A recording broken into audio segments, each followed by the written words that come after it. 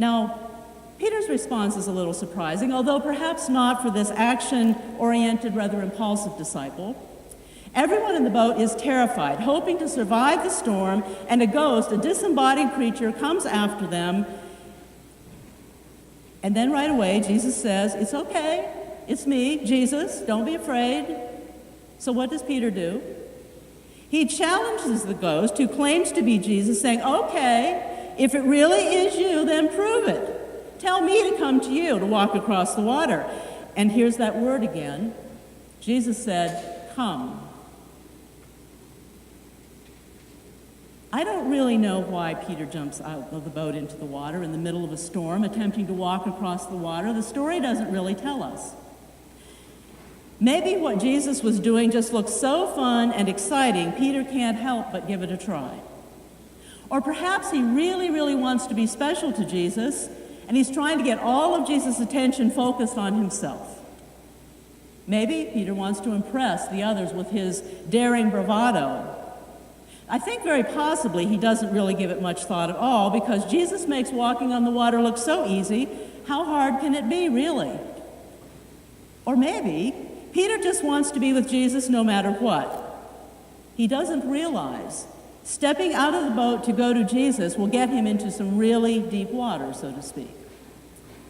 Whatever the reason, jumping out of a boat in the middle of the storm, following Jesus when he says come, is a dangerous proposition. And on top of that, to assume that Peter can go walking across the water to Jesus, well, that's a little crazy, don't you think? Now, we could criticize Peter. A lot of people have. Usually he's criticized for lack of faith. But it seems to me, with the waves all around him and him becoming afraid, that's kind of a normal response under these circumstances. Nevertheless, Peter takes a lot of flack for this. Now, maybe Peter's faith was challenged, but while the others sat paralyzed with fear, at least Peter got out of the boat. Watching Jesus walk across the water in the darkness of night, listening when Jesus said, "Come," Peter took a risk, leaped into the middle of the storming waters. Because, as our daughter puts it, sometimes you've just got to get wet. Now, we know what happens next. Peter does indeed get wet. At first, Peter walks on the water toward Jesus, but soon he begins to notice the strong winds all around him, and then things begin to get really scary. Peter hasn't planned on it being so hard to go to Jesus, to follow Jesus. While it was looking easy, he hadn't really counted the cost.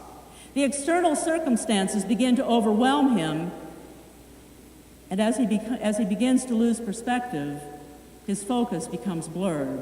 And down he goes, sinking like a rock into dark, raging waters. Peter was a fisherman. He's used to being around water. He knows about water. He knows what water can do. Now, I love water. I love sitting by a rippling brook, listening as water moves over the stones. I love to sit beside the ocean, my spirit being renewed with the ebb and flow of the waves.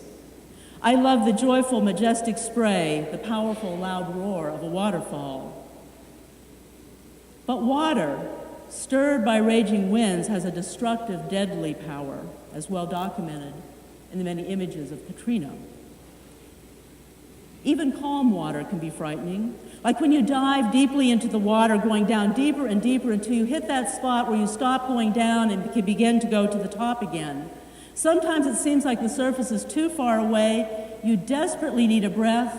You're never going to make it. You're sure you won't get to the surface. And then finally, gasping for air, you're relieved simply to be able to breathe again. Peter is a fisherman. He knows about water. He's been in the water lots of times, probably dove in deeply many times, sometimes struggling to reach the surface just in the nick of time. But I would wager he had never jumped into the water, far from the shore, in the middle of the night with a storm raging all around. But when Jesus said, "Come," he responds, and actually walks across the water, something that Peter did not even know that he was able to do. And now Peter is sinking into the depths, instinctively knowing what could happen and the dangers lurking below. So Peter cries out to Jesus, "Save me," and Jesus is there immediately on the spot, reaching out his hand to catch Peter and pull him up. And then comes Jesus' question to Peter, "Why did you doubt? Why didn't you believe you could do it? I told you, come. I was there with you all the time. If I call you to do something, you can do it. You really can. Why didn't you believe that you could do what I called you to do?"